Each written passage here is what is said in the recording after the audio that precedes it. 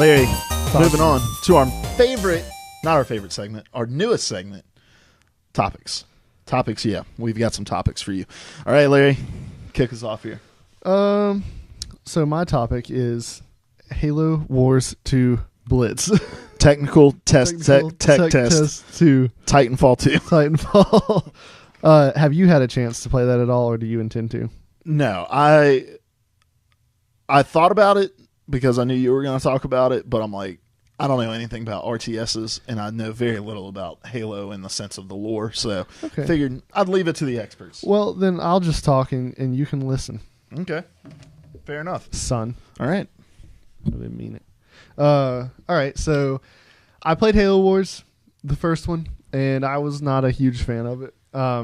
Back in the day, I loved playing StarCraft on the PC, and there for a while I revived StarCraft playing on campus at Johnson, and that was a lot of fun. And then StarCraft 2 came out, and that was fun. But I had a lot of complaints about Halo Wars. Just one of my biggest ones was you were much more limited in how many units you could have, so there was a lot less going on the screen. And there's some control things that just don't make sense from like console-wise. There are changes they had to make in order to make it playable on the console. But I think they stripped it down too much, is my opinion. So in StarCraft, things like that, you can group units together, and there are a lot of like hotkeys you can hit on the keyboard to make things happen really quickly. Whereas in this, like, you have to just scroll across the screen, and every little thing that happens demands your focus, and it makes it it gives you a lot less freedom in what you're doing. But that being said, I didn't even finish Halo Wars. So I jumped on Halo Wars 2 Blitz today, fully intent on just playing it to justify complaining about it on the podcast today, and wound up having a lot of fun with it. So what is Blitz? So Blitz is their game mode where they use cards. So Blitz, they've basically mashed up a real-time strategy game with a card game like Hearthstone, if you've played that.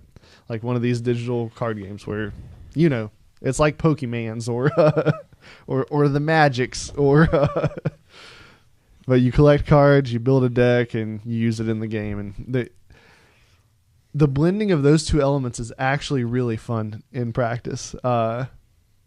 You've got to. I'm sure once the game releases, they're going to wind up monetizing that, but it's actually fun to play. I thought it was going to be more like Halo 5 Warzone,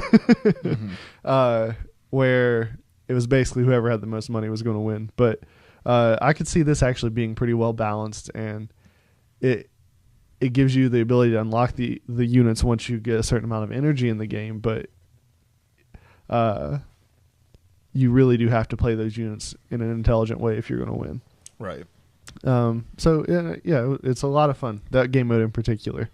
It made the game itself more fun to me because there's that added layer of, it's not just build up to this point and you can unlock however many of these units you want, but there's this deck building component to it as well. Just adds another layer of strategy to a strategy game that I would argue didn't have enough strategy in it to start with.